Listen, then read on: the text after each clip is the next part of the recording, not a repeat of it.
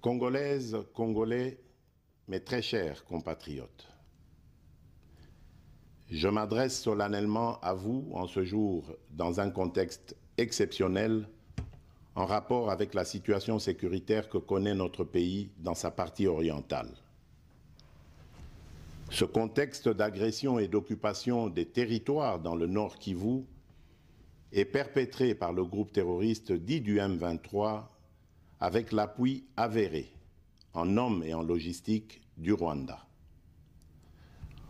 Au moment où je fais cette adresse, nos agresseurs occupent certaines localités dans le territoire de Rutshuru, occasionnant ainsi un drame humanitaire avec plus de 200 000 compatriotes forcés de fuir les affres terroristes dans les zones de combat. Ils se retrouvent en dehors de chez eux, sans logis, sans nourriture et sans soins. Des instructions précises ont été données au gouvernement pour leur rassemblement et leur prise en charge. Au-delà de ces efforts, j'en appelle à un élan général de solidarité pour alléger leur fardeau. Certes, cette situation n'est pas nouvelle. En effet, depuis plusieurs décennies, des groupes armés nationaux et étrangers écument l'Est de notre pays en y commettant des atrocités innombrables sur fond d'exploitation illégale de nos ressources naturelles. C'est ainsi qu'à l'occasion de mon avènement, j'avais été amené à prendre l'engagement devant la nation de rétablir au cours de mon mandat la paix et la sécurité là où elles sont compromises et de les consolider là où elles existent. Sitôt dit, sitôt fait, j'ai sans délai et de bonne foi commencé à développer, notamment avec tous nos 9 pays voisins, une diplomatie de proximité en vue d'établir avec eux des relations de coopération franches, transparentes et de caractère gagnant-gagnant. Avec l'Ouganda, par exemple, nous sommes allés jusqu'à décider de mutualiser nos forces armées afin de combattre ensemble la nébuleuse des ADF, une milice d'origine ougandaise qui cependant n'opère que dans le Nord Kivu. Et aussi, nous avons lancé 2 projets de construction de routes transnationales. Avec le Rwanda, un mémorandum d'entente a été signé dans le commerce de l'or avec une entreprise nationale. Une ligne aérienne a été ouverte à la compagnie nationale rwandaise dans notre pays et un accord de non-double taxation a été signé. Malgré cela, ce pays va nous surprendre en réactivant les terroristes du M23. Alors qu'il avait été défait par les armes en 2013, le M23 va refaire surface en prenant notre armée à court, notamment à Bunagana, cité qu'il occupe depuis le 13 juin 2022. En effet, sous la fallacieuse accusation de soutien des FARDC au FDLR, le Rwanda a en réalité des velléités expansionnistes, avec comme intérêt principal l'appropriation de nos minerais, et pour ce faire, il s'active à déstabiliser l'Est du Congo pour créer une zone de non-droit en vue d'assouvir ses appétits criminels. Pour faire face à cette situation, 2 options s'offraient à nous, la diplomatie ou la guerre. J'ai résolu de privilégier la première option, quitte à en venir à la seconde, faute de résultats. L'option diplomatique a donc été mise en œuvre. C'est ici l'occasion pour nous de rappeler que notre attachement à la recherche de la paix par des voies pacifiques n'est aucunement un signe de faiblesse, moins encore un aveu d'une incapacité de notre pays à s'inscrire dans une logique de guerre totale contre tous ceux qui continuent à abuser de notre patience, mais plutôt une expression de notre culture de paix et de notre identité légendaire de peuple hospitalier. C'est ainsi que dès le 20 juin 2022, j'ai pris part aux travaux du 3e conclave des chefs d'État membres de la Communauté d'Afrique de l'Est à Nairobi, au Kenya, qui avait comme agenda l'examen de la situation sécuritaire dans l'Est de notre pays.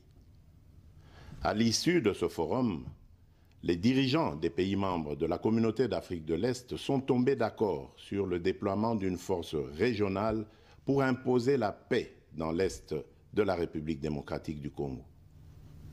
Le sommet a appelé à une cessation immédiate de toutes les hostilités à l'est de notre pays et a demandé à tous les groupes armés, tant étrangers que locaux, à déposer les armes immédiatement et sans condition et à s'engager dans le processus politique.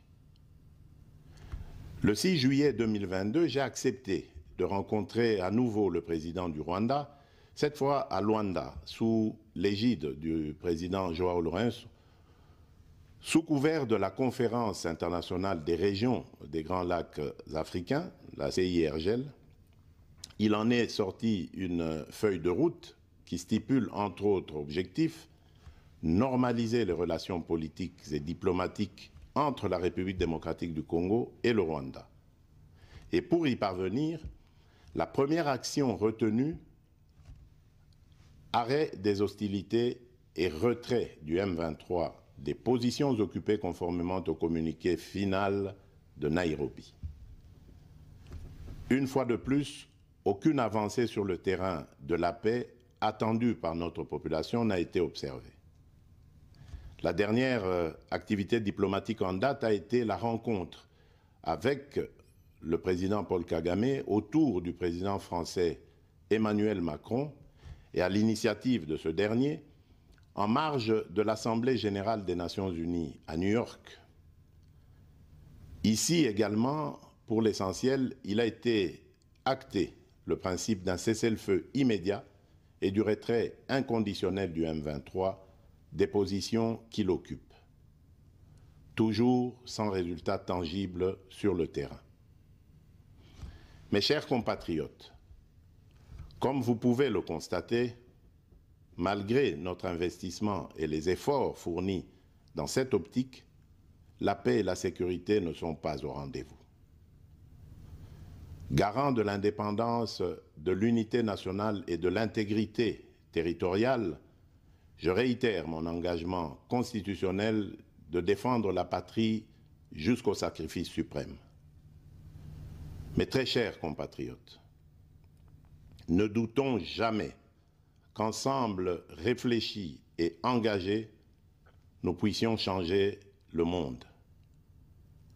À vous, nos vaillants soldats, vous qui avez pris l'engagement de servir sous le drapeau, je vous invite ici au sens élevé du patriotisme en ce temps particulièrement exceptionnel de notre histoire, de défendre notre pays, de protéger l'intégrité de son territoire et d'assurer la sécurité des Congolaises et des Congolais contre toute agression ou attaque d'où qu'elle vienne.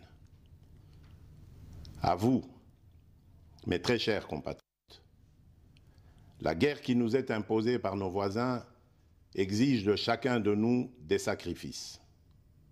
C'est le moment de taire nos divergences politiques pour défendre tous rassemblés notre mère patrie.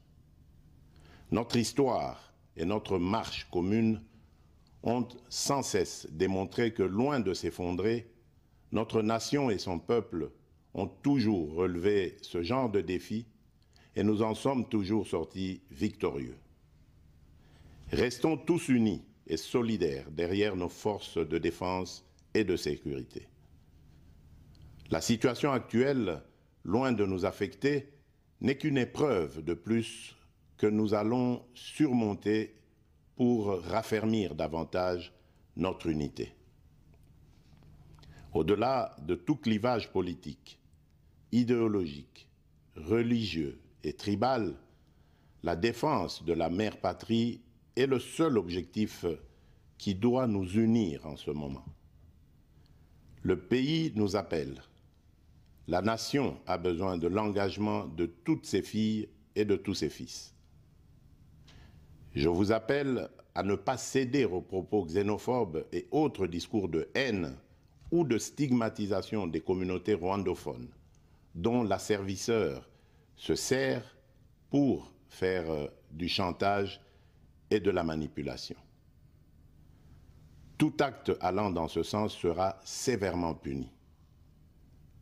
En réponse à la forte demande de la jeunesse, j'invite celle-ci à s'organiser en groupe de vigilance en vue d'appuyer et d'accompagner et de soutenir nos forces armées, nos forces de défense dans l'accomplissement de leur noble mission. C'est ici l'occasion de mettre en garde tous les traîtres civils ou militaires et autres brebis galeuses qui servent les intérêts de l'ennemi. Ils seront exposés à la rigueur de la loi en ayant le juste châtiment que mérite ce genre de comportement. En outre, tout en renouvelant mon appel lancé à nos jeunes qui en ont la vocation de s'enrôler massivement dans nos forces armées. Je réitère l'instruction faite au chef d'état-major général d'accélérer à cet effet la mise en place de centres de recrutement à travers les 26 provinces que compte notre pays. Chers compatriotes, nous devons ensemble avoir conscience que nul autre que nous-mêmes ne viendra sauver notre nation et que cela exige de chacun de nous une mobilisation tous azimuts. Que Dieu bénisse la République démocratique du Congo. Je vous remercie.